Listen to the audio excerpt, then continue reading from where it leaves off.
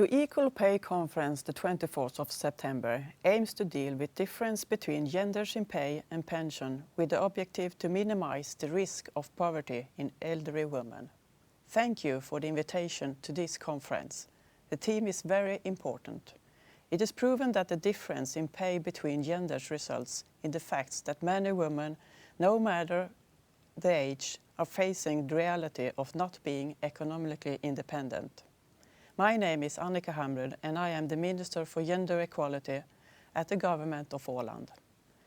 The lower income of women during their whole lifetime leads to less pension and does not make them economically independent, whether they are young or old. The whole situation is absurd because, as we all know, the lifespan for women is longer than the lifespan for men, but that many women in female professions are overworked before they reach the age of pension and need to end their career earlier.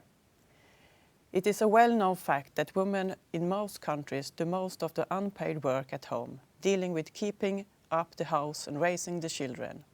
Our system encourages caregivers to stay at home for several years to look after the children, and when deciding which caregivers who will do that, it is usually more economic for the woman to do it as her pay is lower. It is also a fact that women work part-time more often than men for many different reasons, and it's more often women than men who are offered project position rather than permanent employment. Government of Åland has implemented gender mainstreaming as a method of work when dealing with gender and equality between women and men. This means that all decisions dealing with human beings should go through an assessment for gender equality consequences, e.g. an analysis of the decision effects on girls, women, and boys and men's situation. Who might be the benefactors? Who will be the losers? Or will the decision lead to a status quo? Every 4 years, in connection with the election, the government of Åland published in Swedish På tal om jämställdhet, and in English like Speaking of Gender Equality, with gender-based statistics relating to different parts of society. This statistics is a collaboration between the government of Åland and our Bureau of Statistics and Research. Gender-based statistics is the most important tools in our work towards gender equality because it gives us information on difference but also similarities to girls and women and men and boys' life situation and living conditions. We can see difference over time but also gather information about whether it is coincidence or if the difference are constant. It also gives us information on which direction it is developing. Myths are easily turned into truth if they are not replacing facts, numbers, statistics and analysis. The government of Åland has since 2012 been focused on difference in the economic situation for women and men through writing a gender equality appendix to the yearly budget. Since then, it has been considered an excellent way for the parliament, the government and the municipalities to reduce the difference in the economic situation for men and women. Recurring focus areas for the government gender equality appendix is the education for women and men, salaries, unemployment, influence and crime and punishment.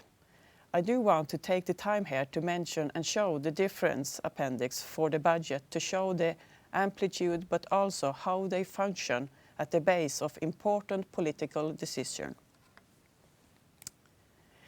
The first statistic was 2012, as was about difference in the economic situation of women and men.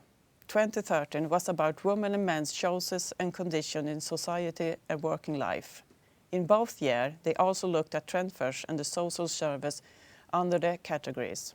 2014 about women and men's health and living condition. This refers to lifespan, the care of elderly citizens and health. Children and parenthood are important issues in this appendix as well as it was in 2015. The later on also focused on health, healthcare and causes of death. The statistics to our budget 2016 focused on women and men's condition to date demographic changes. This appendix shows the situation for women and men born in the Nordic countries, but also for women and men born elsewhere in the world. It gives information on gender, place of birth, income and economic vulnerability. Åland has for many years had a higher unemployment rate amongst men than women, which does not follow the pattern usually seen. However, for people born outside the Nordic countries, the trend is the opposite, like in most other countries. 2019, we had it was about women and men in Åland municipalities.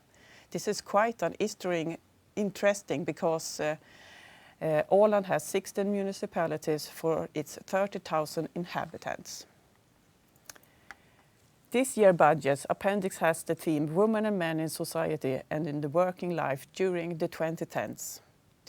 The appendix gives us important facts showing us difference but also similarities between women and men on Åland. I want to take the time to acknowledge the importance of facts for political decisions, especially when it comes to the subject to equal pay for men and women and the elimination of poverty for women. Thank you for your time.